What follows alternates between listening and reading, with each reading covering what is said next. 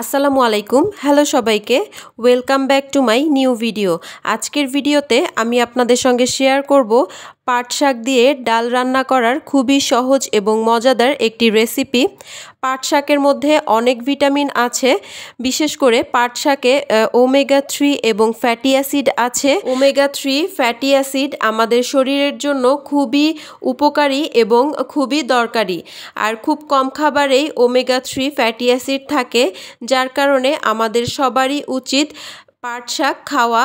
কিন্তু আমরা সঠিকভাবে পাট শাক রান্না করতে জানি না অনেকেই, যার কারণে আমাদের পাট শাকের পুষ্টিগুণও অনেক অংশেই নষ্ট হয়ে যায় এবং টেস্টি হয় না, যার কারণে অনেকেই পাট শাক খেতে চান না। তাদের জন্য আমার আজকের এই ভিডিওটি। আশা করছি আমার আজকের এই ভিডিওটি আপনাদের ভালো লাগবে এবং উপকারে আসবে। স্কিপ না করে ফুল ভিডিওটি দেখার অনুরোধ রইল। প্রথমেই আমি এখানে ডাল নিয়ে নিয়েছি। ডালটাকে আমি খুব ভালোভাবে ধুয়ে নিয়েছি। এরপর ডালটাকে আমি 15 থেকে 20 মিনিটের মতো ভিজিয়ে রেখেছিলাম, এতে করে ডালটা ফুলে দ্বিগুণ হয়ে গিয়েছে। এরপর ডালের সঙ্গে আমি অ্যাড করেছি পরিমাণ মতো পানি।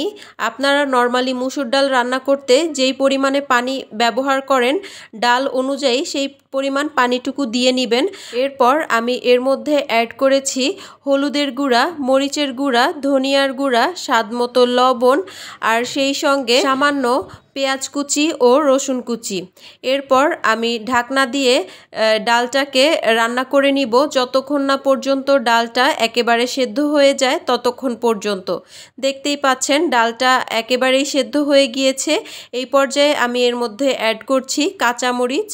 আপনারা আপনাদের পছন্দ অনুযায়ী কাঁচামরিচটা দিয়ে নেবেন, যতটুকু ঝাল আপনারা খেতে চান সেই অনুযায়ী।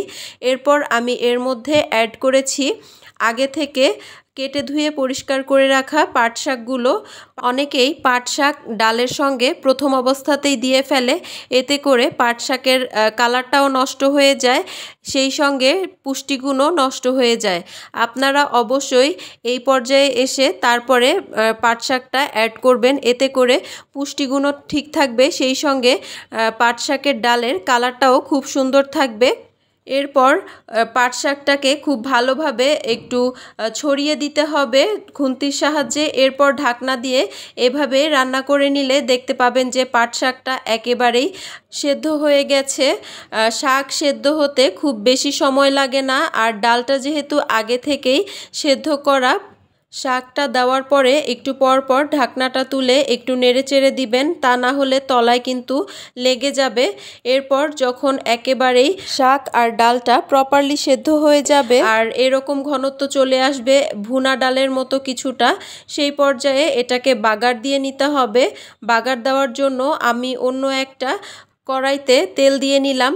তেলটা হালকা গরম হয়ে যাওয়ার পরে এর মধ্যে দিয়ে দিয়েছি একটা শুকনা মরিচ। শুকনা মরিচটা একটু ভেজে নিতে হবে। এরপর আমি এর মধ্যে অ্যাড করেছি হাফ কাপ পেঁয়াজ কুচি আর 1/4 কাপ রসুন কুচি। যদি আপনারা এখানে কম পরিমাণে পেঁয়াজ রসুন ব্যবহার করেন, সেই ক্ষেত্রে টেস্ট খুব একটা ভালো আসবে না। এরপর খুব ভালোভাবে নেড়েচেড়ে পেঁয়াজ আর রসুনটাকে একদম বেরেস্তা কালার করে নিতে হবে। যখন এই পর্যায়ে চলে আসবে তখন এটাকে ঢেলে দিতে হবে আগে থেকে রান্না করে রাখা মুসুর ডাল দিয়ে পাট শাকের মিশ্রণের মধ্যে। এরপর খুব ভালোভাবে নেড়েচেড়ে একসঙ্গে মিশিয়ে নিতে হবে আর এটাকে একটা বলক তুলে নিতে হবে ঢাকনা দিয়ে। এই ধরনের আরও নিত্য নতুন ইউনিক অ্যান্ড ইজি রেসিপি পেতে আমার চ্যানেলটিকে সাবস্ক্রাইব করতে ভুলবেন না। যারা কাজটি অলরেডি করে ফেলেছেন তাদেরকে অসংখ্য ধন্যবাদ। ভিডিওটি ভালো লাগলে ভিডিওতে একটি লাইক, কমেন্ট, শেয়ার করতে ভুলবেন না। আপনাদের একটি লাইক, কমেন্ট এবং শেয়ার আমাকে নতুন নতুন আরও অনেক ভিডিও করার উৎসাহ যোগায়। পাট শাকের ডালটা বাগার দিয়ে রান্না করলেই সবচেয়ে বেশি টেস্টি হয়, অনেকেই বাগার দেয় না।